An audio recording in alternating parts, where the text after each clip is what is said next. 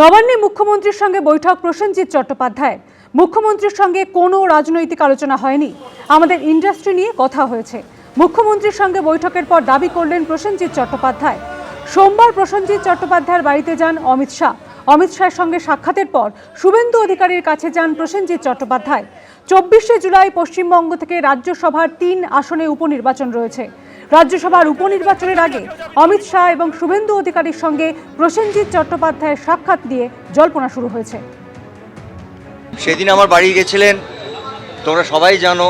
10 মিনিটের জন্যে একটা কথা হয়েছিল। আমার কিছু আজ আমি 40 বছর কাজ করছি, কিছু জিনিস আমারও দরকার হয়, আমার টিমের দরকার হয়, যেগুলো একটা প্রোটোকলও পড়ে যে উনি মাননীয় মুখ্যমন্ত্রী ওনার কাছে এসে বলা, যাতে ওইটুকু সুযোগ সুবিধে আমরা গত 45 বছর ধরে পেয়ে এসেছি। এটা আমি মনে করি এই চেয়ারটার সম্মান, আমাকে নিজে এসে বলা, তাকে অনুরোধ করা, এবং তার সঙ্গে অবশ্যই যখন বসে গল্প করেছি, কিছুক্ষণ কফি খেয়েছি, আর নানাবিধ কথা, ইন্ডাস্ট্রির কথা, আমরা ভবিষ্যতে ভালো কাজ করতে পারি, মহানায়ক উত্তম কুমারের 100 বছর, সেটা যাতে আমাদের সারা ভারতবর্ষের লোক মনে রাখেন এমনভাবে একটা জিনিস অনুষ্ঠান করা।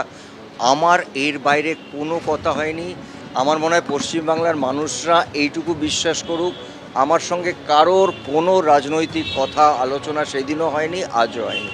যদি কখনো হয় মনে করেন যে আমার কোনো একটা কমিটিতে থাকলে সেটা আমার ইন্ডাস্ট্রি, সবাই জানেন যে আমি আমার ইন্ডাস্ট্রিটার জন্যে সবসময় রাত 2টোর সময় ডাকলেও আমি দাঁড়াবো, কারণ ওটা আমার জায়গা।